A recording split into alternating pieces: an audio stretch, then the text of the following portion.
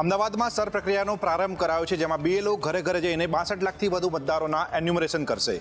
ગુજરાત સહિત દેશના 12 રાજ્યોમાં ચૂંટણી પંચ દ્વારા સ્પેશિયલ ઇન્ટેન્સિવ રિવિઝન પ્રક્રિયા શરૂ કરવામાં આવી છે, જેના ભાગરૂપે અમદાવાદ જિલ્લામાં પણ સઘન ઝુંબેશનો પ્રારંભ થયો છે। મતદાર યાદીને સંપૂર્ણપણે ભૂલરહિત બનાવવા અને નવા યુવા મતદારોના નામ ઉમેરવાના મુખ્ય ઉદ્દેશ્ય સાથે આ કામગીરી શરૂ કરાઈ છે। અમદાવાદ જિલ્લાના કુલ 62.59 લાખ મતદારોને આ ઝુંબેશ હેઠળ એન્યુમરેશન ફોર્મનું વિતરણ કરાશે। આ પ્રક્રિયા માટે જિલ્લામાં 5500થી વધુ બીએલઓને મહત્વની જવાબદારી સોંપવામાં આવી છે। બીએલઓ દ્વારા સોસાયટીઓ અને રહેણાંક વિસ્તારોમાં ઘરે ઘરે જઈને મતદારોને ફોર્મ વિતરણ કરવામાં આવી રહ્યા છે, જેથી મતદારો સરળતાથી પોતાનું નામ ઉમેરી શકે અથવા સુધારી શકે। આ પ્રક્રિયામાં જરૂરિયાતમંદ મતદારો માટે વિશેષ વ્યવસ્થા કરવામાં આવી છે। જે મતદારો ફોર્મ ભરવામાં સક્ષમ નથી તેવા મતદારો માટે સ્વયંસેવકોની નિમણૂક કરવામાં આવી છે। ઊભા થાય છે। રાજ્યમાં બેવડી ઋતુને પગલે અનેક વિસ્તારોની અંદર રોગચાળો ફાટી નીકળ્યો છે। વડોદરામાં પણ બેવડી ઋતુ અને વરસાદની વચ્ચે રોગચાળો વધતો સામે આવ્યો।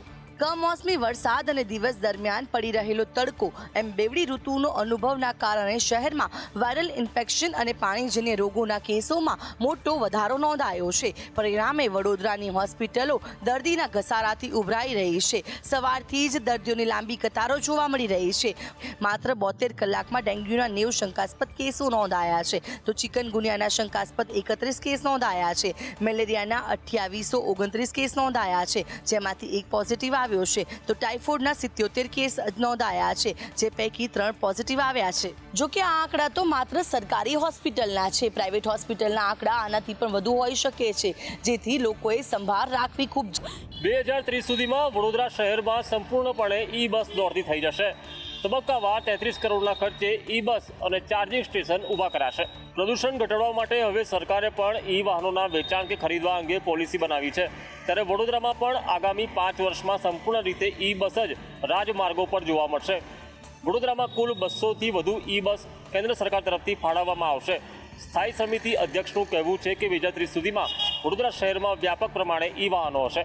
પબ્લિક ટ્રાન્સપોર્ટમાં અર્બન મોબિલિટીમાં સુધારો થાય એ માટે પીએમ ઈ બસ જે વડોદરા શહેરને ફાળવવામાં આવનાર છે। પહેલા તબક્કામાં 130 બસ અને ટોટલ 250 બસની રિક્વાયરમેન્ટ જે સ્ક્રીનિંગ કમિટી છે એને આપવામાં આવી છે અને સૈદ્ધાંતિક મંજૂરી મળી ગઈ છે। આગામી ડિસેમ્બર માસમાં વડોદરા શહેરમાં 40 ઈ બસ ફાળવવામાં આવશે। પાણીની ટાંકીઓ પર પણ સોલાર પેનલ લગાવવામાં આવશે, જેનાથી વીજળીનો ખર્ચ પણ બચશે।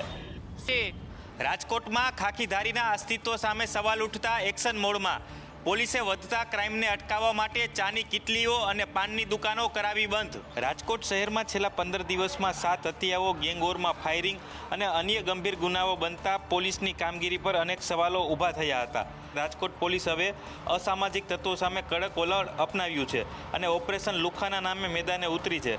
ક્રાઇમ બ્રાન્ચ અને તમામ પોલીસ સ્ટેશનના અધિકારીઓ તેમજ એસીપી સહિતના ઉચ્ચ અધિકારીઓ મેદાને ઉતર્યા છે। લુખાઓની જ્યાં બેઠક હોય તેવી ચાની કિટલીઓ, હોટલો અને પાનની દુકાનો તાત્કાલિક બંધ કરાવવામાં આવી રહી છે।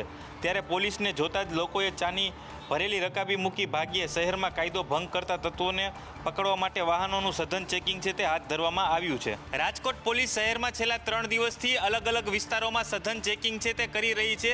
ત્યારે રાજકોટવાસીઓને આશા છે કે આ ઝુંબેશથી ગુનેગારોની શાન છે તે ઠેકાણે આવશે અને રાજકોટ ફરીથી શાંતિપ્રિય સિટી બનશે। રાજકોટ મનપાના જન્મ મરણ વિભાગમાં અત્યારે લોકોની ભારે ભીડ જોવા મળી રહી છે। લાંબી કતારમાં 500થી વધારે લોકો દાખલા કઢાવવા માટે પહોંચ્યા હતા। દિવાળી વેકેશન પૂર્ણ થતાં અરજદારો મનપા સિવિલ સેન્ટર ખાતે ઉમટી પડ્યા હતા। લોકોનો મોટી સંખ્યામાં જન્મ અને મરણ દાખલા માટે ધસારો જોવા મળ્યો। અહીં દૈનિક 500થી વધુ અરજદારો દાખલા કઢાવવા માટે ઉમટી રહ્યા છે અને ત્યારે મનપા સેન્ટ્રલ ઝોન ઉપરાંત 3 ઝોન કચેરી ખાતે પણ દાખલા કઢાવવા માટે વ્યવસ્થા કરવામાં આવી છે। રાજકોટ મ્યુનિસિપલ કોર્પોરેશન, ગુજરાત સરકાર હેલ્થ વિભાગ અને કેન્દ્ર સરકારના વેબ પોર્ટલ ઉપર નોંધણી કરાઈ રહી છે। 3 પોર્ટલ છે। કોર્પોરેશન જે પોતાનું પોર્ટલ બનાવ્યું હતું 2020 સુધીનો ડેટા એ પોર્ટલમાં છે। 2020થી 2025ના ઓગસ્ટ સુધીનો ડેટા છે એ રાજ્ય સરકારના પોર્ટલમાં છે। અમારે ત્યાં લગભગ અંદાજિત 500થી 600નું ફૂટફોલ હોય છે, એટલા એપ્લિકન્ટ રોજ વિઝિટ કરતા હોય છે। 9 દિવસની રજા બાદ તમામ લોકો એક સાથે ઉમટી પડતાની સાથે ભીડ ઉમટી હતી અને જેને ધ્યાને લઈ અને યોગ્ય વ્યવસ્થા કરવામાં આવી રહી છે। સીના વિપક્ષ નેતાને બદનામ કરવાની ધમકી। શહેજાદ ખાન પઠાણે રફીક ઉર્ફે વેપારી નામના શખ્સ સામે ફરિયાદ નોંધાવતા ચકચાર મચી। એએમસીના વિપક્ષ નેતા શહેજાદ ખાન પઠાણ પાસે ખંડણી માંગવામાં આવી છે. 2 કરોડની ખંડણી માંગનાર સામે શહેજાદ ખાન પઠાણે ફરિયાદ નોંધાવી છે. રફીક ઉર્ફે વેપારી શેખે ખંડણી નહીં આપે તો સોશિયલ મીડિયામાં બદનામ કરવાની ધમકી આપી હતી. ચંડોળામાં થયેલું ડિમોલેશન શહેજાદ ખાને કરાવ્યું હોવાની વિડીયો અપલોડ કરી રફીક બ્લેકમેલ કરતો હોવાની ફરિયાદ નોંધાવી છે. આરોપીએ સમાધાન માટે 2 કરોડની ખંડણી અને 3 ફ્લેટની માંગણી પણ કરી હતી. આરોપીએ ખંડણી નહીં આપે તો 100 કરોડનું નુકસાન કરાવશે તેવી ધમકી પણ આપી હતી. તેમણે શહેજાદ ખાન પઠાણ પાસે 2 કરોડ રૂપિયાની માગણી કરેલી અને આ બધી પોસ્ટ અને હેરાનગતિ બંધ કરવા માટે 3 BHK ફ્લેટની માગણી કરેલી છે. ઈસનપુર પોલીસે આ સમગ્ર મામલે ગુનો નોંધી વધુ તપાસ હાથ ધરી છે. વિભાગની આગાહી પ્રમાણે સૌરાષ્ટ્ર, દક્ષિણ ગુજરાત અને અમદાવાદમાં હળવા વરસાદની સંભાવનાઓ છે. ગુજરાતમાં માવઠાની અસર ઓછી થઈ ગઈ છે. ઓક્ટોબર મહિનામાં વરસાદે 4 વર્ષનો રેકોર્ડ તોડ્યો છે. હવામાન વિભાગ દ્વારા દક્ષિણ ગુજરાત અને સૌરાષ્ટ્રમાં હળવો વરસાદ થવાની સંભાવનાઓ છે. આ ઉપરાંત અમદાવાદમાં પણ વરસાદની શક્યતાઓ છે. इसमें मेनली जो रहेगा बट दक्षिण गुजरात तो पूरा का सारे डिस्ट्रिक्ट में रहेगा. एडजॉइनिंग जो नॉर्थ गुजरात की ज़िला है और हमारा सौराष्ट्र कच्छ की जो दक्षिणी ज़िला है कोस्टल एरियाज में और पश्चिमी दक्षिणी जो ज़िला है इसमें हल्का से मतलब वर्षा का संभावना रहेगा. इक्का दुक्का स्थानों में अभी जो पवन का दिशा है उसके आगे ड्राई वेदर रहेगा. अगले 6 दिन मतलब 5 से लेकर 10 तक ड्राई वेदर है. कोई वार्निंग नहीं है. अभी पवन का जो दिशा है पश्चिम दिशा से है.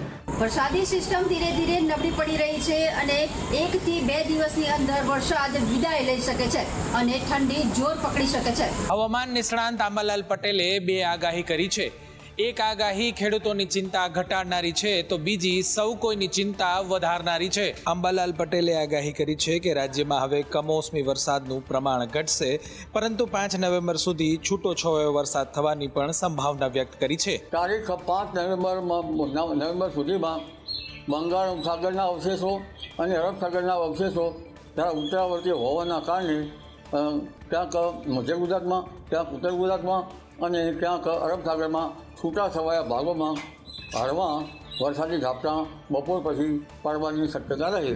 બંગાળના ઉપસાગરમાં વધુ એક વાવાઝોડું સર્જાશે તો સાથે સાથે વાવાઝોડાના કારણે હવામાનમાં પલટો પણ આવશે અને ચક્રવાતના કારણે ફરી એક વખત રાજ્યમાં માવઠાનો માર થાય તેવી પણ સંભાવના વ્યક્ત કરી છે.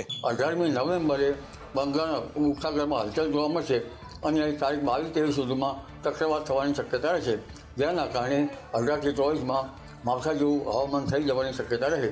આ ઉપરાંત ડિસેમ્બરના સપ્તાહ સુધીમાં વાદળવાયુ માવઠા જેવું વાતાવરણ થઈ જાય અને ડિસેમ્બરના 3જા સપ્તાહમાં પણ વાદળવાયુ કે માવઠા જેવું હવામાન થઈ જવાની શક્યતા રહે.